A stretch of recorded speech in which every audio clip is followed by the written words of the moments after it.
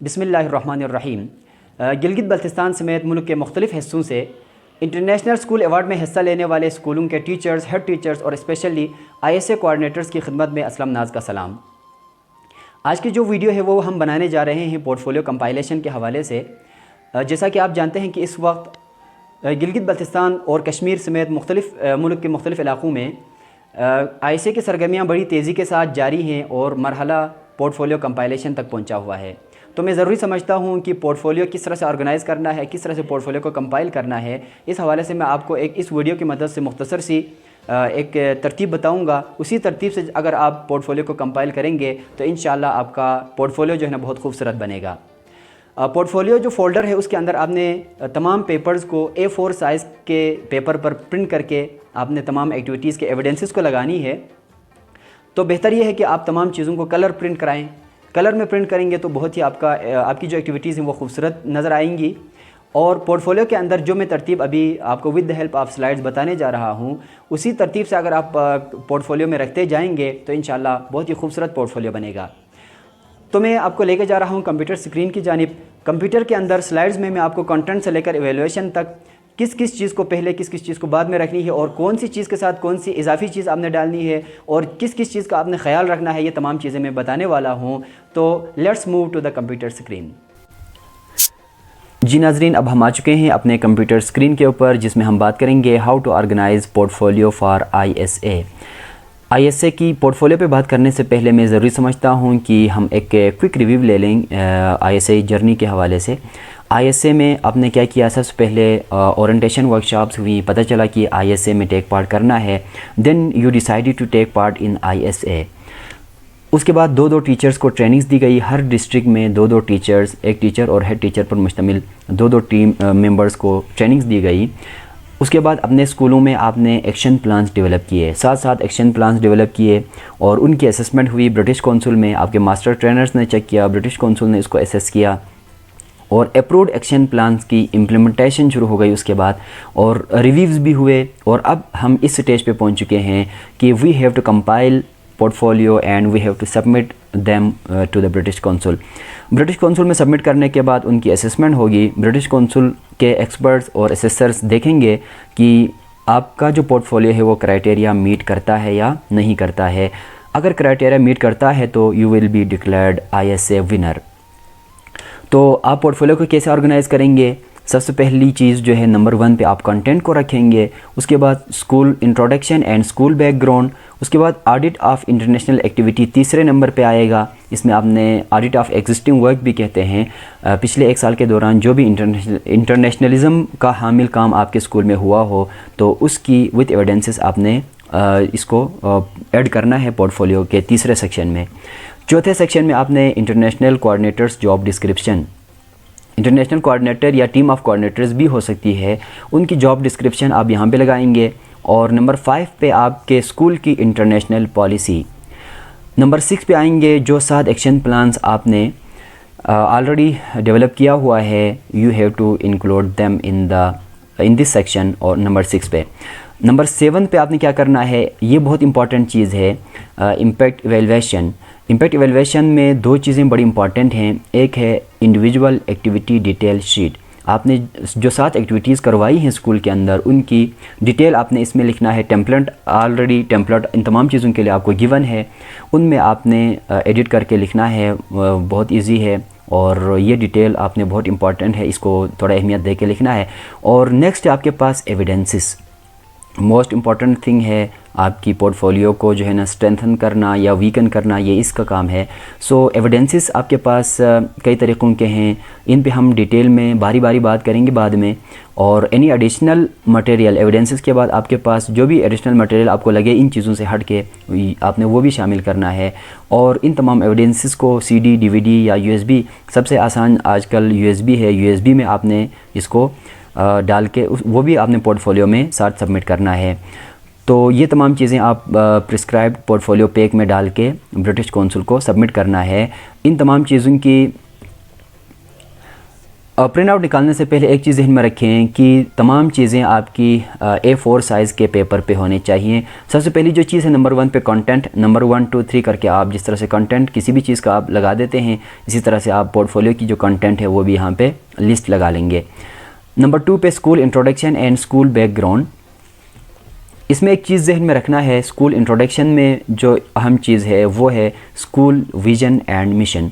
School की vision mission को आपने थोड़ा सा टच करना है, और नंबर ऑफ़ टीचर्स कितनी है, नंबर ऑफ़ स्टूडेंट्स कितने हैं, आपने दोनों को मिला के इंट्रोडक्शन एंड बैकग्राउंड मिला के 1 पेजर आपने इसको शामिल करना है। और स्कूल बैकग्राउंड में स्कूल कब इस्टेब्लिश हुआ और स्कूल कि जो अपग्रेडेशन हुई वो कब हुई, इस तरह से आपने जो भी डिटेल आपको मुनासिब लगे वो लिखना है। और इसके साथ आपने 2 या 3 पिक्चर्स भी लगानी है। एक पिक्चर आप शामिल करें स्कूल के बाहर से, गेट को जो है ना शो करता हुआ, ये कोई आप साइन बोर्ड लगा हुआ है वो चीज़ें शो करके आप इसको लगा लेंगे। और 2-3 पिक्चर्स आप जो है ना इनसाइड द स्कूल से ले लेंगे, बिल्डिंग्स की कुछ अच्छी सी तस्वीर आप इसमें शामिल करेंगे, और ये आपके पोर्टफोलियो में सेकंड सेक्शन में आएगा, introduction and school background. Number 3 पे आएंगे ऑडिट ऑफ इंटरनेशनल वर्क या audit of existing work.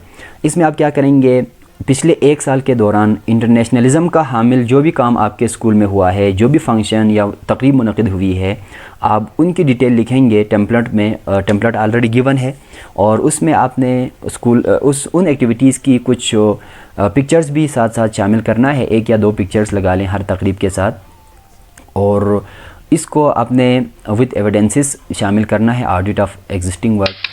Number 4 पे क्या करना है, नंबर 4 पे international coordinators job description. International coordinator जो आपके स्कूल से नॉमिनेटेड हैं, उनकी जॉब डिस्क्रिप्शन, उनकी रिस्पॉन्सिबिलिटीज़ आपने लिखना है, या फिर आपके पास टीम ऑफ कोऑर्डिनेटर्स भी हो सकते हैं, तो उस सूरत में आपने उनकी रिस्पॉन्सिबिलिटीज़ लिखनी है। और आपने क्या करना है, इसमें CV बहुत इंपॉर्टेंट चीज़ है कोऑर्डिनेटर की या टीम मेंबर्स की, उनकी CV को भी जो है ना ज़रूर इसमें शामिल करना है। नेक्स्ट जो चीज़ है वो है आपके पास इंटरनेशनल पॉलिसी। स्कूल की जो इंटरनेशनल पॉलिसी है आपने वो शामिल करना है। ऑलरेडी आपके पास बनी हुई पॉलिसी होगी, सो उस पे आपने स्कूल हेड टीचर की और इंटरनेशनल कोऑर्डिनेटर की या टीम ऑफ कोऑर्डिनेटर्स की और member of schools governing body, आपके स्कूल के SMC का कोई मेंबर हो या स्कूल हाई अप्स में से किसी ऑफिस में से किसी बंदे का आप ले लें, कोई साइन लेके आपने इन तीनों के साइन लेना बहुत मस्ट है। आपने इंटरनेशनल पॉलिसी को शामिल करना है। नंबर 6 पे फाइनल एक्शन प्लान्स होंगे, जो 7 एक्टिविटीज़ के लिए आपने ऑलरेडी डेवलप किया हुआ है, उन एक्शन प्लान्स को नंबर 6 पे शामिल करना है। Number 7 that is the most important part of portfolio, और इसमें आपने क्या करना है, 2 चीज़ें हैं।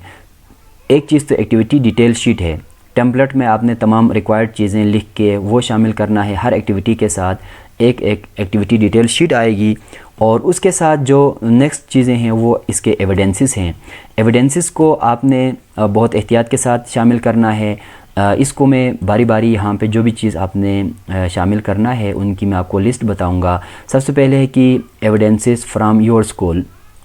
आपके स्कूल में जो एक्टिविटीज़ करवाई आपने, फॉर एग्ज़ाम्पल एक्टिविटी नंबर 1 के लिए आपके पास जो पिक्चर्स हैं, प्रेजेंटेशंस हैं, आपने स्टूडेंट्स को कोई नोटिस दिया या लेटर्स फ्रॉम स्टूडेंट्स, वीडियोज़ हैं, CDs हैं, आर्ट वर्क है, इन्विटेशन कार्ड्स हैं, आपने गेस्ट को बुलाया, सर्कुलर्स आपने स्कूल में जारी किए, न्यूज़ लेटर्स हैं, न्यूज़पेपर क्लिपिंग्स हैं।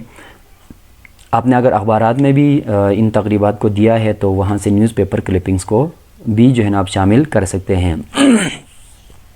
एविडेंसेस फ्रॉम पार्टनर स्कूल, जो भी आपका नेशनल या इंटरनेशनल पार्टनर होगा, उन्होंने आपको जो चीज़ें भेजी हैं वो आप नंबर 2 पे शामिल करेंगे।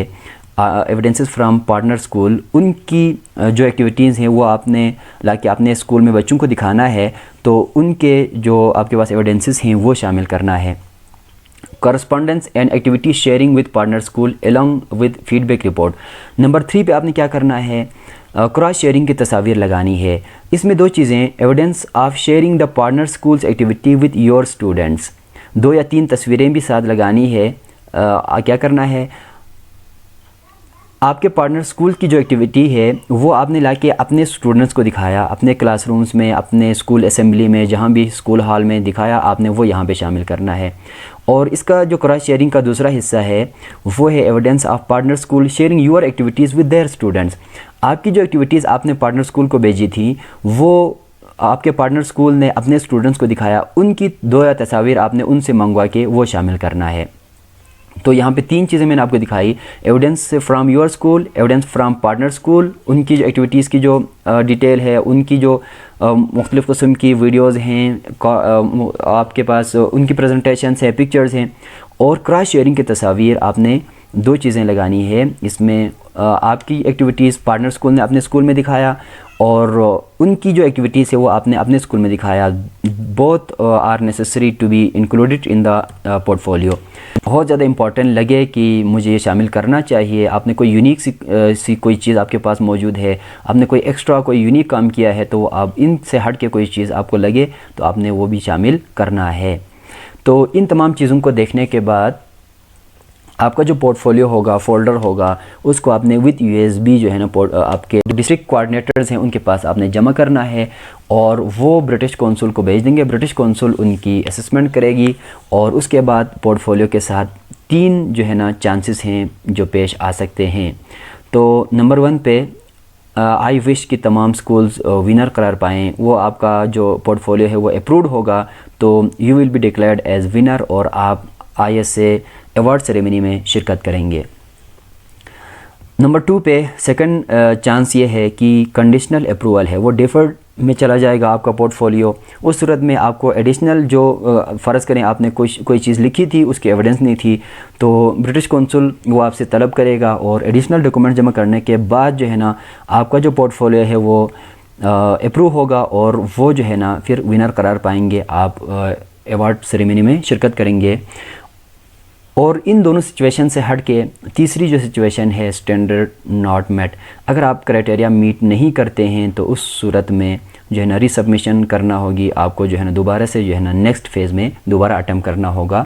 So this is something about portfolio compilation. Thank you so much for watching this video. इंशाल्लाह आप इसको मुफीद पाएंगे। अपने कमेंट्स में अगर कोई चीज़ रहती है तो आप जो है ना कमेंट्स में पूछ सकते हैं। इंशाल्लाह will be shared with you. Thank you so much.